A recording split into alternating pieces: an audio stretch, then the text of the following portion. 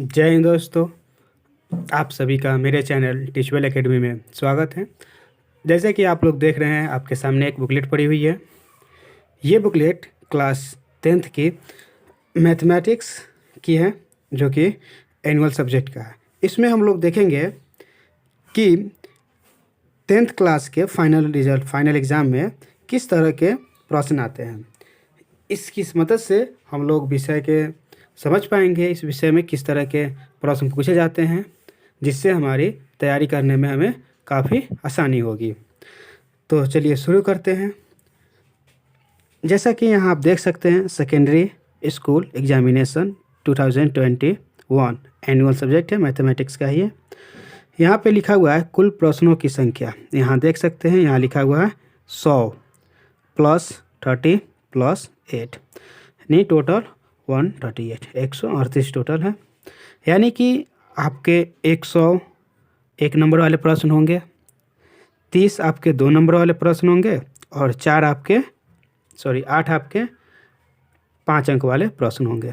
इसमें से 100 में से आपको 50 करना होता है, 30 में से आपको 15 करना होता है और 8 में से आपको 4 करना होता है।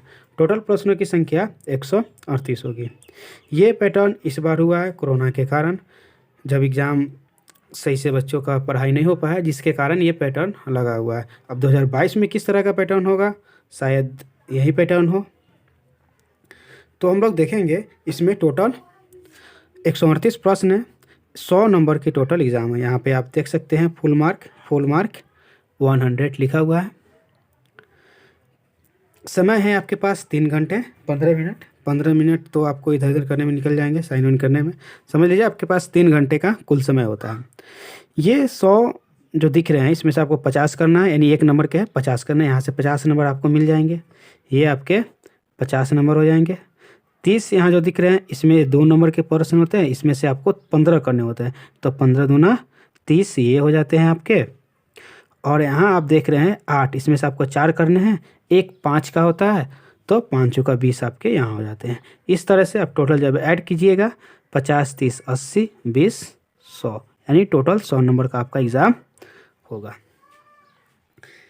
जब आप बुकलेट आपको मिलेगा, इस तरह के निर्देश लिखे रहते हैं कि परीक्षार्थी OMR पर अपना प्रश्न पुस्तिका क्रमांक जो 10 अंकों का होता है उसको लिखना होता है। परीक्षार्थी यथासंभव अपने शब्दों में ही उत्तर दे। दाहिने और हाशिया पर दिए गए अंक पूर्णांक निर्देशित करते हैं। जिस तरह से आप आगे आइएगा तो देखिएगा, इधर आपका दिया रहेगा, जैसे कि यहाँ दाहिने पे दिया हुआ है, तो ये आपका पूर्णांक निर्देशित कर रहा है कि जो 50 क्वेश्चन है और सभी 1-1 नंबर का है, आपको ये करना है। तो ये आप पढ़ के समझ लीजिएगा। हम लोग क्वेश्चन देखते हैं कि किस तरह के क्वेश्चन आते हैं, कहाँ से क्वेश्चन आते हैं।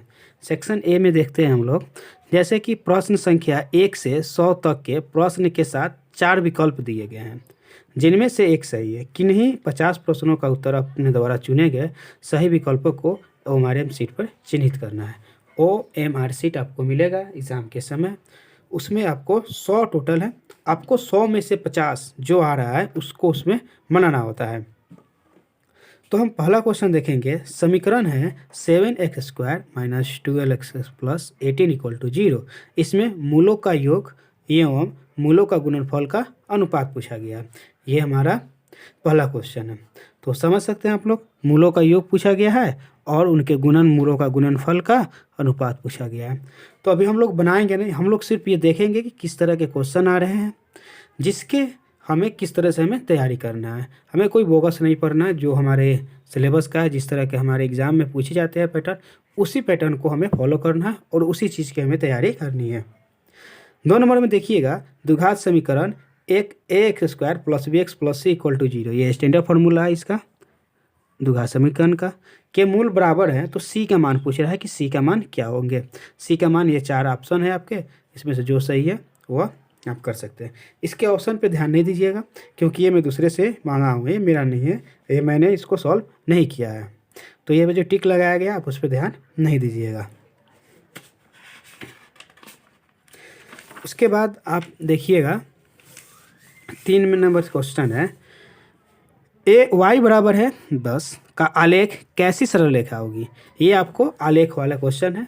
ये नियामक ज्यामिति के क्वेश्चन है, तो उसमें का ये क्वेश्चन है। निम्नलिखित में कौन सा बिंदु द्वितीय चतुर्थांश में स्थित है? ये भी आपका जो है, ये भी आपका नियामक ज्यामिति का ही क्वेश्चन है। अगले वीडियो में हम लोग इसी चीज़ का हम लोग पहले सॉल्यूशन करेंगे, ठीक है, अगले वीडियो में। इस वीडियो में सिर्फ हम लोग ये देख लेते हैं कि किस तरह के क्वेश्चन पूछे जाते हैं एग्जाम में।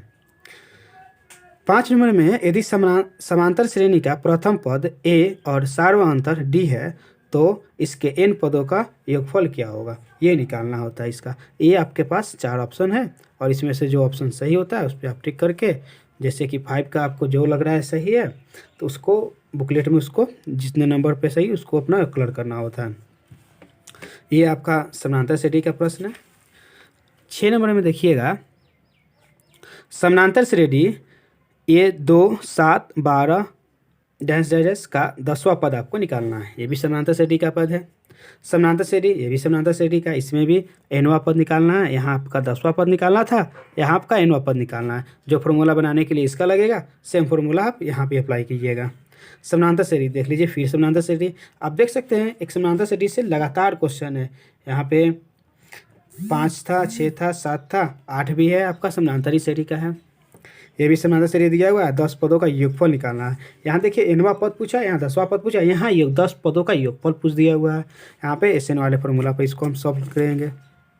आगे देखते हैं हम लोग, थोड़ा जल्दी जल्दी करेंगे, इससे नहीं तो वीडियो लंबी हो सकती है।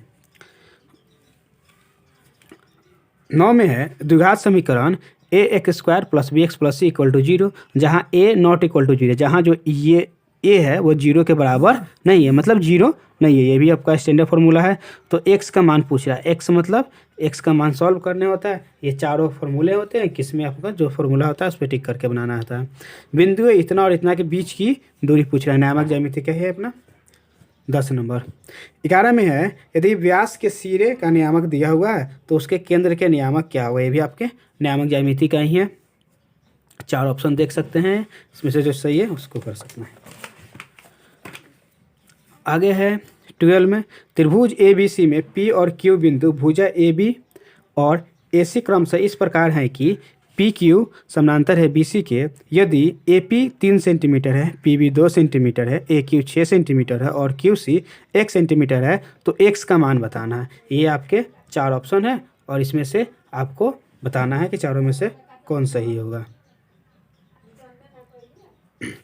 13 है, 2 समरूप त्रिभुजों का क्षेत्रफल का अनुपात 9:4 है तो उनकी संगत ऊंचाइयों का अनुपात होगा। इनके ऊंचाइयों का अनुपात बताना है। 14 में है त्रिभुज PQR में यदि PQ² = PR² + QR² तो त्रिभुज में कौन सा कोण समकोण होगा?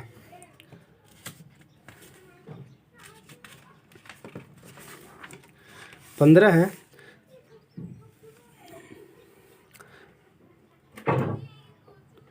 यदि किसी वृत्त के 2 अलग बिंदुओं को प्रतिच्छेद करने वाली रेखा को हम क्या कहते हैं? एक वृत्त है जिसके 2 अलग अलग बिंदु है, उसको कोई रेखा प्रतिच्छेदित करती है तो उस रेखा को हम क्या कहेंगे? जीवा कहेंगे, स्पर्श रेखा कहेंगे, छेदक रेखा कहेंगे, इनमें से कोई नहीं कहेंगे। तो ये आपको कर लेना है। यदि जीवा AB वृत्त के केंद्र O पर 60 डिग्री का कोण अंतरित करता है तो A और B बिंदुओं पर खींची गई स्पर्श रेखाओं के बीच का कोण बताना है। ठीक है, एक क्वेश्चन यहाँ पे है, एक वृत्त की कितनी स्पर्श रेखाएं खींची जा सकती है? एक वृत्त पर कराए कितनी स्पर्श रेखाएं खींची जा सकती है? 1, 3, 2 अनंत, कितनी स्पर्श रेखाएं खींची जा सकती है ये आपको बताना है। 18 में देखिएगा, 18 है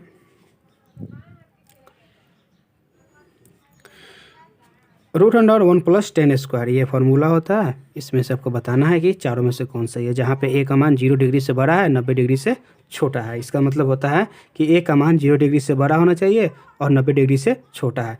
तो ये इतना बराबर बताना है। चारों ऑप्शन में से cot A है, sec A है, cos A है, sin है, इन चारों में से कौन सा ऑप्शन होगा? 19 में है cosec² 57 - tan² 33। इन दोनों ऑप्शन में ये मतलब ये क्वेश्चन है आपका, इसमें से बताना है ये कौन से होंगे। 20 में है cot² 38 - sin² 42। इसमें से 4 ऑप्शन है,